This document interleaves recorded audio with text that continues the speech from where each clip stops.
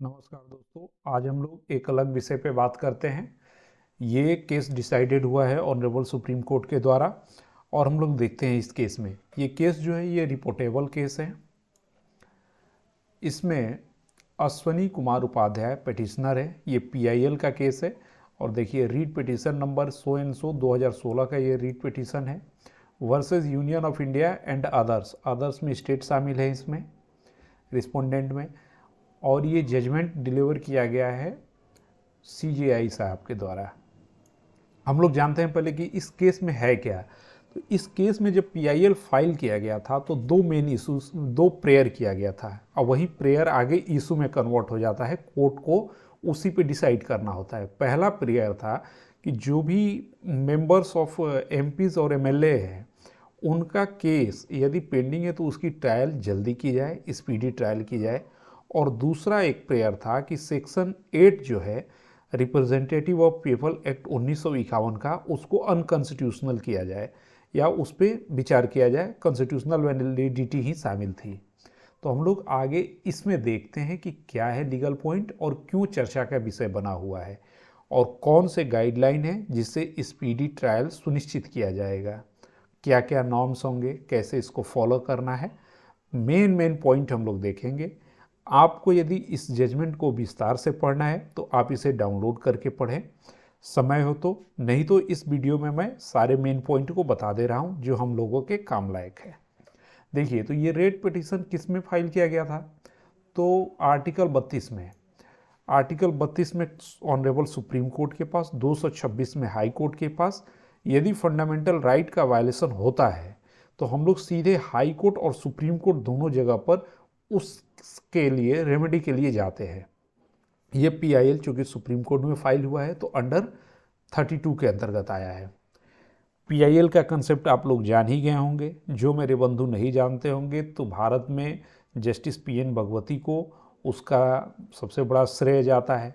यदि इससे पहले बैक चलेंगे तो हमें ब्रिटेन जाना होगा, इंग्लैंड जाना होगा, जहाँ पर वो जस्टिस का नाम मैं अभी भूल रहा हूँ। बहुत सारे स्लेव थे, बंधक थे और उनको ले जाया जा रहा था एक जगह से दूसरी जगह पे। तब उनके मन में ये विचार आया था कि ये किस तरह से अपना केस जा कर के स्टैंड मतलब कोर्ट में प्रेजेंट होकर के डिफेंस करेंगे। तो पीआईएल का इतिहास के बारे में मैं जा रहा था, उधर नहीं जाना है, इसी पॉइंट पे हम लोग रहते हैं। अब देखिए, ये पढ़ते हैं फर्स्ट पैराग्राफ को। This writ petition under article 32 of constitution of India in the nature of public interest, PIL है, public interest litigation, seek two distinct relief. Two relief इसमें डिमांड किया गया है। First prayer related to expeditious disposal of cases against elected member of the parliament and legislative assemblies। देखिए, MPs और MLA दोनों शामिल है, यानी विधायक और सांसद। सेकेंड प्रेयर क्या है? सेकेंड कह रहा है कि section 8 of the representative of people act 1951 by this order we dispose of the writ petition. Second issues में कॉन्स्टिट्यूशनल वैलिडिटी ऑफ सेक्शन 8 है। तो दो पॉइंट इसमें है। और यहीं पे मैं बताते चलूँ कि इस केस में पहले पॉइंट को डिस्पोज किया गया है और जो ये सेकेंड पॉइंट है इसको दूसरे बेंच को भेज दिया गया है। तो पहले बेंच में स्पीडी ट्रायल से रिलेटेड क्या क्या बातें बताई गई हैं उसी को हम लोग जानते हैं। थोड़ा मैं फास्ट रखने की कोशिश कर रहा हूँ कि वीडियो ज़्यादा लंबा ना हो, इसलिए आइए इसके मेन पॉइंट को हम लोग चलते हैं। और नए केस को पढ़ने से जो पुराने डिसाइडेड केस होते हैं उसके बारे में भी हम लोग जान जाते हैं कि क्या है, पहले क्या हुआ है। तो देखिए, एक ये केस डिसाइड 2018 में हुआ है, public interest foundation versus union of India. इसके पैराग्राफ 10 में कुछ गाइडलाइन पहले ही दिया जा चुका है, उसको कोट किया गया है। इस तरह का कोटेशन और हो तो आपको यही समझना है। 2015 का केस है, माफ़ करेंगे आप, यहाँ पे साइटेशन दिया है 2015। ये 2 लिखा हुआ है इस केस के ऊपर यहाँ पे, इसका मतलब कि 2 नंबर के जो रेफरेंस है यहाँ पे नीचे दिया हुआ है। इसके बाद आते हैं हम लोग क्या क्या मेन पॉइंट है इसमें।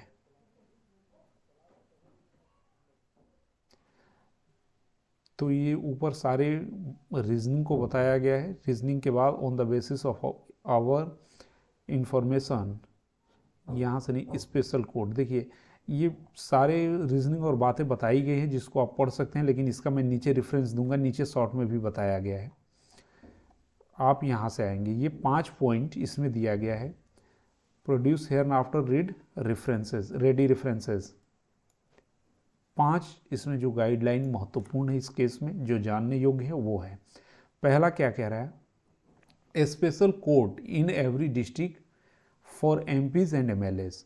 सारे डिस्ट्रिक्ट में स्पेशल कोर्ट होंगे एमपीज और एमएलए के लिए, जो पहले कहीं कहीं पे थे एमपीज और एमएलए कोर्ट। तो जिस तरह से करप्शन का केस सुनने के लिए अलग कोर्ट होता है, पॉक्सो सुनने के लिए अलग है, एससी एसटी का मुकदमा सुनने के लिए अलग है।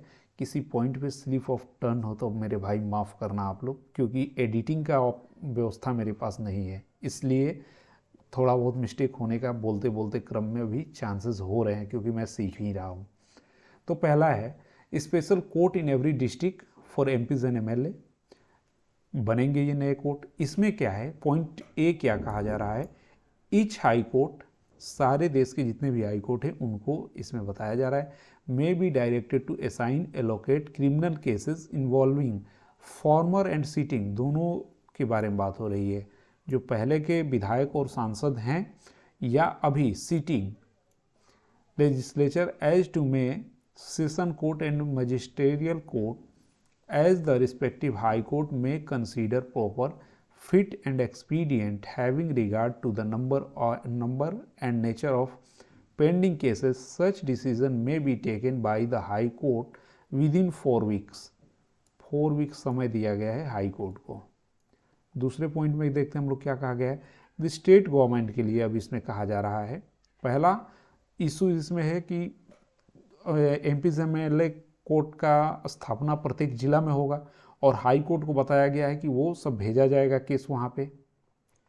अब गवर्नमेंट को क्या कहा जा रहा है, बी पॉइंट में, स्टेट गवर्नमेंट को, the state government will issue necessary notification in term of the recommendation of the high court within 2 week.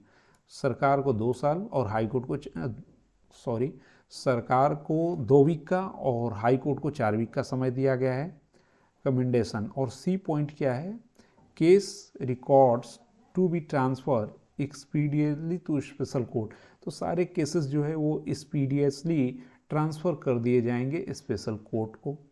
दूसरा पॉइंट इसमें क्या है, प्रैक्टिस डायरेक्शन। प्रैक्टिस डायरेक्शन क्या है, देखिए इसमें जो भी डायरेक्शन दिए गए हैं बहुत ही अच्छा और मजबूत डायरेक्शन दिया गया है। अगर इसको फॉलो किया जाता है तो स्पीडी डिस्पोजल हो जाएगा, क्योंकि इस पे लगभग सारे पॉइंट पे ध्यान दे करके इसको डिसाइड किया गया है।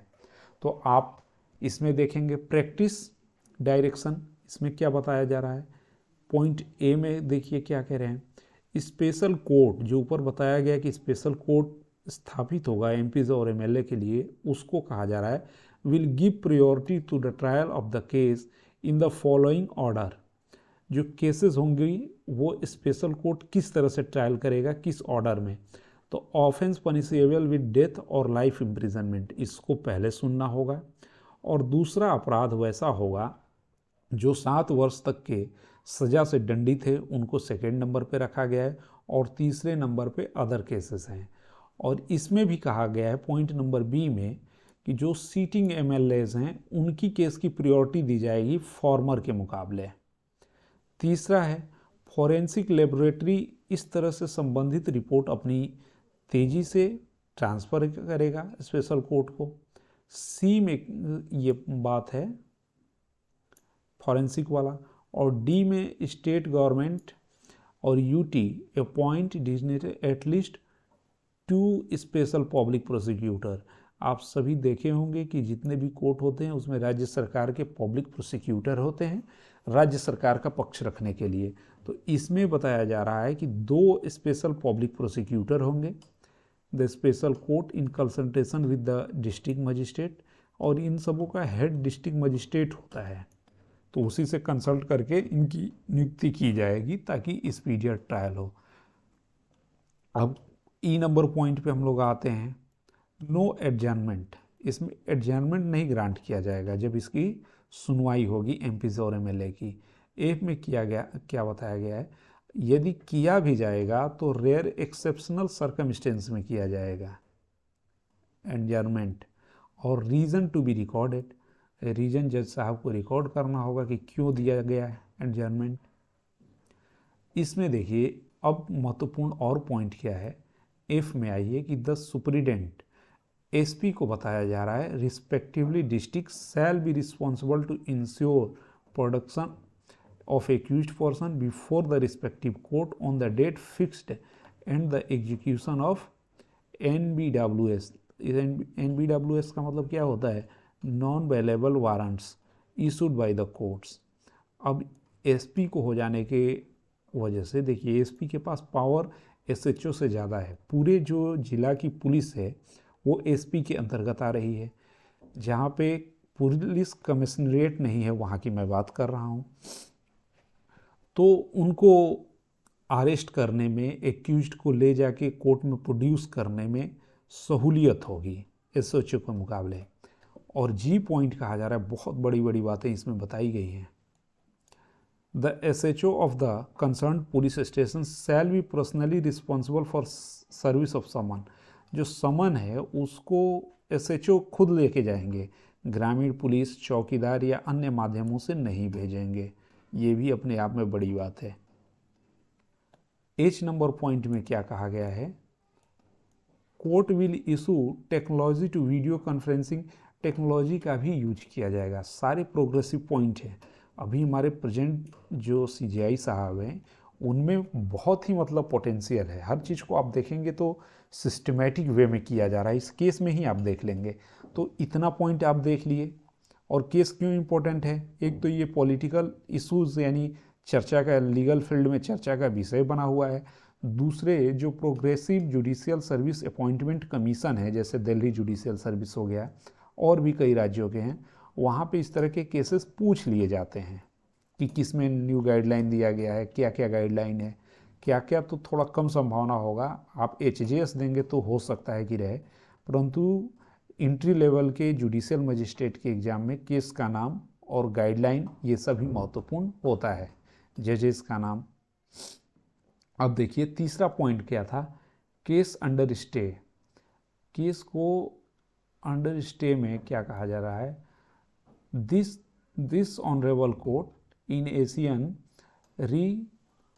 Surfacing of road agency private limited versus CBI 2018 में बताया गया स्टे के बारे में। इफ़ इज ग्रांटिंग, स्टे यदि ग्रांट किया जाता है, it should be not normally B unconditional और of indefinite duration.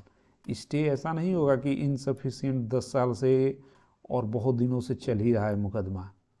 Appropriate condition में be imposed so that the party in whose favour stay is granted. Stay यदि ग्रांटेड होगा तो condition भी इम्पोज किया जाएगा। होता है ना कि सज़ा हो गया और उन्होंने स्टे ले लिया। जैसे इसका एक उदाहरण आप देख सकते हैं कि अभी सांसद श्री राहुल गांधी जी हैं, उनको गुजरात से एक निचली अदालत से सज़ा हुआ और गुजरात हाई कोर्ट ने बरकरार रखा, लेकिन उसको सुप्रीम कोर्ट ने स्टे कर दिया है। तो फिर से उनकी सांसदी बहाली होगी। तो वो कितना दिनों के लिए स्टे होगा, क्योंकि टेन्योर तो 5 ही साल का होता है एमपीज और एमएलए का, और टेन्योर आप 5 साल के लिए स्टे ही ग्रांट कर दिए, तो अगली बार जब वो नहीं रहे तब सुनवाई कर रहे हैं या और ज़्यादा दिनों के लिए कर दिए। तो इसी के बारे में बताया गया है।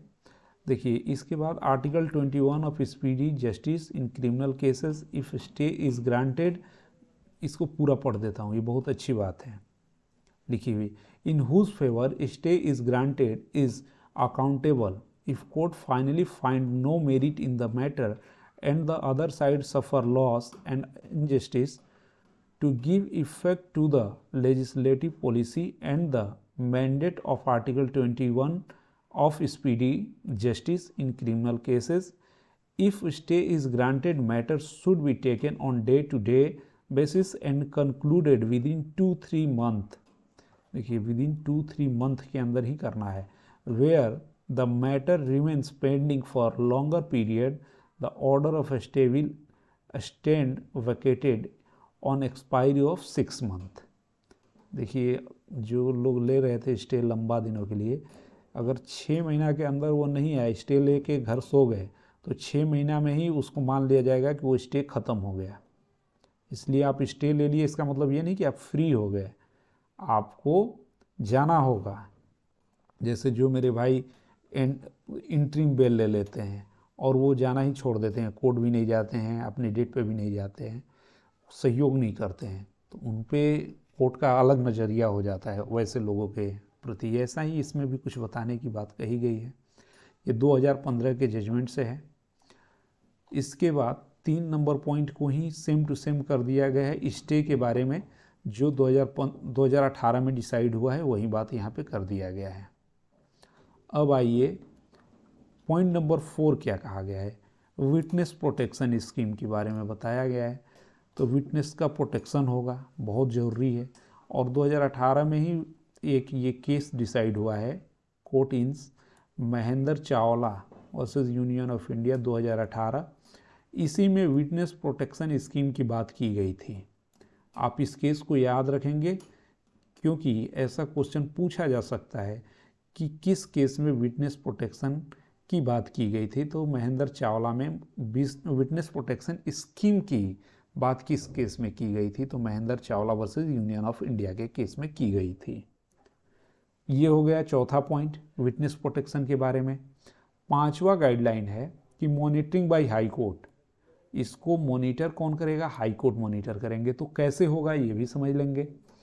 पहला इसमें है कि each high court shall register a suo motu case with the title in a special court for MPs and MLA to monitor the progress of case pending in the state and ensure compliance of direction of this honorable court। High court ensure करेंगे कि ये जो ऊपर compliance है वो fulfil हो, point ऊपर वाले फुलफिल हो।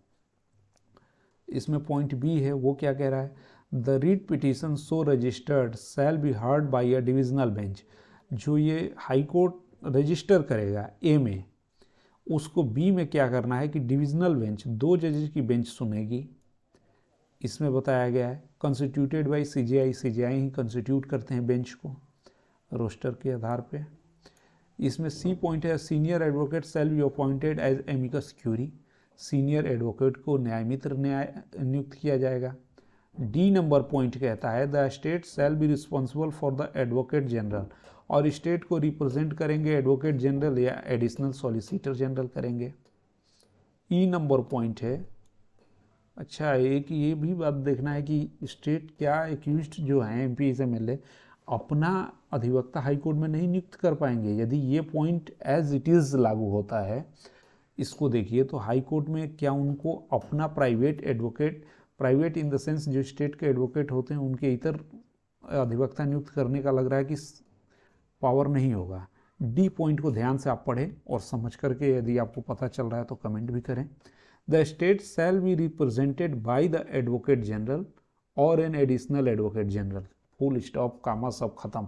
आगे ये नहीं है कि इनके आदेश से कोई और भी व्यक्ति कर सकता है रिप्रेजेंट, ऐसा कुछ नहीं जैसे सीआरपीसी में है कि अंडर सुपरविजन या अंडर डायरेक्शन दोनों में से कोई एक ही रिप्रेजेंट करेगा। अब आगे देखिए इस पे लिबरल इंटरप्रिटेशन क्या होता है। ई आते हैं हम लोग। A senior police officer of the rank of not below the IG inspector general of police shall be represented in the court in each hearing to furnish requisite information. अब सारे hearing में आईजी ही आएंगे तो कानून व्यवस्था कैसे संभलेगा? ये भी अपने आप में एक बहुत बड़ा इशूज़ है। लेकिन आईजी को आना है तब तो केसेस प्रॉपर वे में चलेंगी, क्योंकि ये लोग ज़्यादा डेट ले नहीं पाएंगे और सीधा सीधा हाई कोर्ट आईजी को ही हर बार फटकार लगा देगा। इसलिए, और ये बहुत ही बढ़िया व्यवस्था है, अगर ऐसा होता है तो बहुत स्पीडी ट्रायल हो जाएगा। एफ पॉइंट है each special court will send monthly status report to the high court. जो केस स्पेशल केस बनेंगे उनको मंथली स्टेटस की, कितने केस रजिस्टर्ड हुए हैं, कितने डिस्पोज हुए हैं, किस में क्या चल रहा है, हाई कोर्ट को भेजना होगा। और हाई कोर्ट क्या करेंगे कि इसको अपने वेबसाइट पे, इसमें जी पॉइंट को देखिए पहले, the case shall be heard by the high court at such interval as may be necessary, however at least once 3 month. High court 3 महीने में एक आध बार इसको मुआयना करेगा, सुनेगा। और इसको हाई कोर्ट को अपने वेबसाइट पे भी डालना है कहीं रिपोर्ट। हाँ देखिए इसी में दिया है एफ पॉइंट में, each special court will send a monthly status report to the high court and the high court on examination of the same will issue necessary direction to ensure speedy disposal. इसको high court के website पे भी upload करना है, किसी में बताया गया है, किसी पॉइंट में। तो ये 5 पॉइंट इसमें महत्वपूर्ण गाइडलाइन दिए गए हैं, यही महत्वपूर्ण गाइडलाइन है। इसके आगे यदि आप देख रहे हैं तो after hearing the union state government, तो ये सब बातें बताई गई हैं कि टोटल नंबर। अब इसमें आ रहा है कि इसको इम्प्लीमेंटेशन कैसे किया जाएगा, इंफ्रास्ट्रक्चर होगा कि नहीं होगा। तो देखिए 10 नंबर पढ़िए, after hearing the union and state we shouted the opinion on the above referred suggestion along with the action plan for rationalization of the special court from the Chief Justice of the respective High Court. This being an important order to relevant portion is exact herein.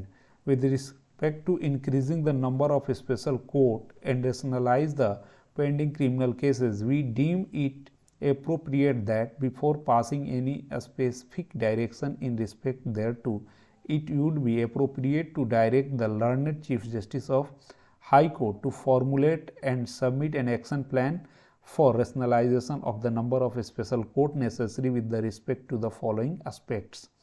तो अब high court के लिए कहा जा रहा है कि इसको कैसे क्या किया जाएगा। Total number of pending cases in each district, required number of proportion special courts, number of court that are currently available, number of judges and subject category of the case, tenure of judges to be designated, number of case। अब इसमें infrastructure कैसे इसको किया जाएगा उसके बारे में बताया जा रहा है। फिर इसी में आगे आता है कि कहाँ पे कितना। अब देखिए 11 नंबर पॉइंट में क्या बात है, इन continuation of the above reference order dated, we are issue information was shouted regarding available infrastructure facility।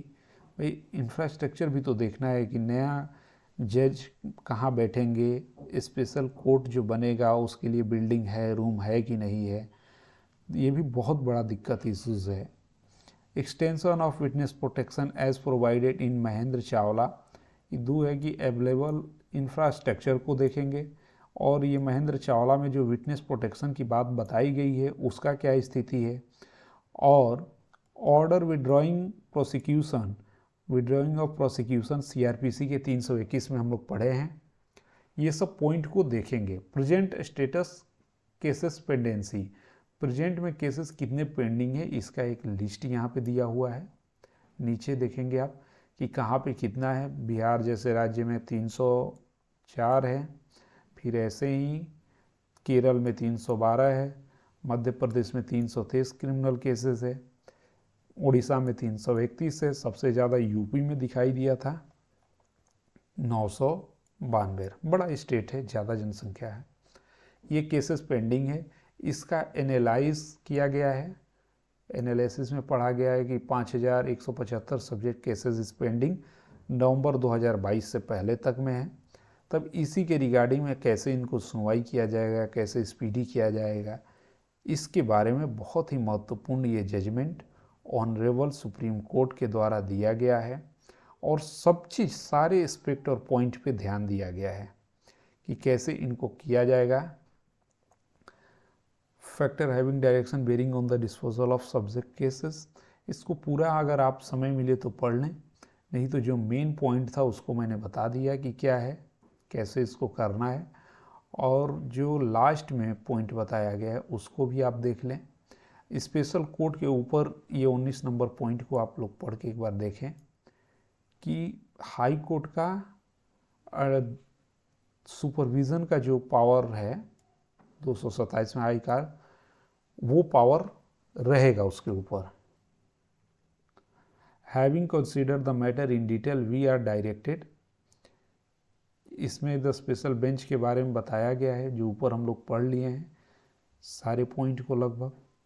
एक बार समय मिले तो पढ़े। वैसे जजमेंट पढ़ना चाहिए। जजमेंट पढ़ने से एक तो लीगल टर्मिनोलॉजी, लीगल लैंग्वेज का इम्प्रूवमेंट होता है। जो हम लोग साधारण लैंग्वेज बोलचाल बोलते हैं या सीखते भी हैं, उससे भी बहुत बेहतरीन लैंग्वेज जजमेंट्स में लिखे रहते हैं। और उसको पढ़ेंगे तो पुरानी केसेस, पहले क्या हुआ है वो भी रिवाइज होते जाता है और हम अपडेट होते जाते हैं। और ये ना माने आप कि लोग पढ़ते हैं कि नहीं पढ़ते हैं। एक अभी हालिया ही एक घटना अपने से रिलेटेड बता रहा हूँ कि एक इंटरलोकेटरी अपील था, तो उसमें एक केस का नाम आया। तो मैं भी 2018 का एक जजमेंट पढ़ा हुआ था। ये डिस्ट्रिक्ट कोर्ट की मैं बात बता रहा हूँ। वहाँ पे मैंने 2018 का जजमेंट बताया। जज साहब पूछे कि इसमें इंटरलोकेटरी ऑर्डर वो ये अपील हो सकता है कि नहीं, ये सुनने योग्य है कि नहीं। एडवोकेट सर से पूछे थे, बहुत सारे एडवोकेट थे बेंच के सामने खड़े। तो मैंने 2018 का बोला। तब तक से एक वकील साहब बोले कि आप 2018 में ही है, इस पे तो 3-4 जजमेंट आ गया है। और उन्होंने 2023 का जजमेंट कोट कर दिया। यानी लोग पढ़े लिखे और अपडेटेड डिस्ट्रिक्ट कोर्ट में भी है। ये भरम कोई कह दे कि वहाँ लोग कम पढ़े होते हैं या ज़्यादा नहीं ये करते हैं, तो गलत आप सब हो जाएंगे। साधारण से डिस्ट्रिक्ट कोर्ट में भी एडवोकेट पढ़े लिखे और बहुत ही जानकार हैं। ये अलग बात है कि फीस वैसा ना लेते हों। पॉइंट नंबर 15, इसका जो लास्ट है उस पर हम लोग आते हैं कि क्या इसमें कहा गया है। इसके बाद इसको कंक्लूड कर देते हैं। This petition will now be listed for hearing issue related to, देखिए यहाँ से इसको पढ़िए। With this condition we dispose the writ petition with respect to the first prayer concerning the expeditious disposal of criminal case against elected member of the parliament and legislative assemblies। First issues के बारे में कहा जा रहा है कि dispose हो गया। सेकेंड इशू के बारे में क्या कहा जा रहा है, this writ petition will now be listed for hearing on the other issue related to the constitutional validity of section 8 of the Representative of People Act 1951, we also place on record our appreciation for the efforts taken by the learned amicus curiae। ये दूसरा point जो people of representative act का section 8 है, उसमें बताया गया है कि कब कब कोई मेंबर डिसक्वालीफाई होगा। जैसे किस सेक्शन में सजा हो गया, किस अधिनियम में सजा हो गया, वही बात इसमें बताई गई है। सेक्शन 8A भी है इससे रिलेटेड। और जो हम लोग कॉन्स्टिट्यूशन में डिसक्वालिफिकेशन 102, कॉन्स्टिट्यूशन के 102 में पढ़ते हैं और उधर पढ़ते हैं 10th शेड्यूल में, उससे ये अलग है। ये कन्विक्शन के बाद की बातें कर रहा है रिप्रेजेंटेटिव एक्ट का, तो इसकी वैलिडिटी अलग से सुनी जा रही है। उसके बाद जो जजमेंट आएगा उस पर क्या स्थिति बनती है हम लोग देखेंगे। तब तक से इस वीडियो में इतना ही। यदि आपको मेरा प्रयास अच्छा लगा हो तो चैनल को सब्सक्राइब कर ले, वीडियो को भी शेयर कर दे। कोई सुझाव हो तो अवश्य दे। तब तक के लिए बहुत बहुत धन्यवाद।